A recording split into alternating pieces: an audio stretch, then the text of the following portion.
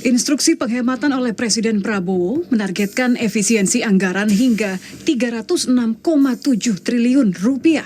Setidaknya ada 10 kementerian maupun lembaga yang terdampak pada kebijakan ini. Salah satu kementerian yang mulai melakukan efisiensi adalah Kementerian ATR BPN. Ketika memasuki gedung Kementerian ATR BPN, layar videotron di depan gedung kementerian biasanya menampilkan informasi kementerian, namun kini tak lagi aktif alias dimatikan. Sebagian lampu di gedung kementerian juga tak terlihat menyala. Sekjen Kementerian ATR BPN, Suyus Windayana, menyampaikan efisiensi anggaran dilakukan sebesar 35,72% dari total anggaran sebelumnya. Namun, Suyus memastikan tidak akan mengganggu pelayanan kementerian. Kami kutip dari laman atrbpn.co.id. Sekretaris Jenderal Kementerian ATR BPN Suyus Windayana menyatakan, yang terkait dengan penggunaan ruangan dan layanan tetap berjalan, kita tidak bisa menunda layanan ini. Target tetap harus tercapai. Layanan masyarakat harus tetap dilayani, tinggal nanti penggunaannya yang akan diatur lebih efisien.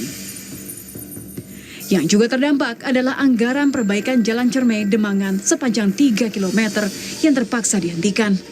Rencana perbaikan jalan seharusnya sudah direncanakan sejak tahun 2024 lalu, namun terpaksa dihentikan karena anggaran tak lagi tersisa. Penyesuaian rincian alokasi transfer ke daerah.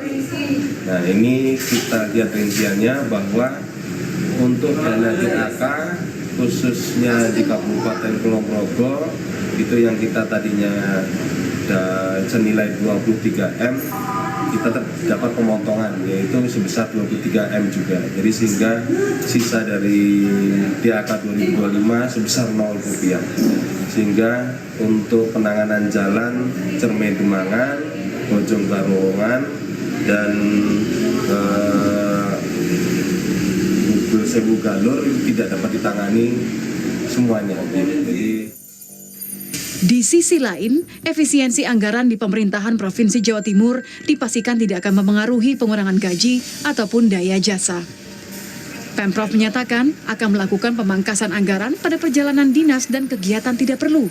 Saat ini, efisiensi anggaran telah dilakukan sampai ke dinas-dinas terkait.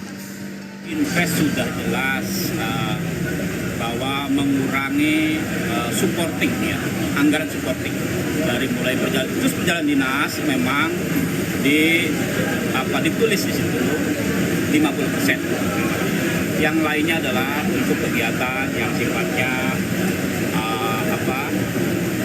yang meeting atau yang tidak punya output yang langsung bersentuhan masyarakat, naik to core ya, naik to pipe pasti akan kurang listrik dan sebagainya. Tapi jangan sampai yang namanya gaji, ya, daya dan jasa itu berkurang karena itu supporting yang paling utama tidak boleh hilang.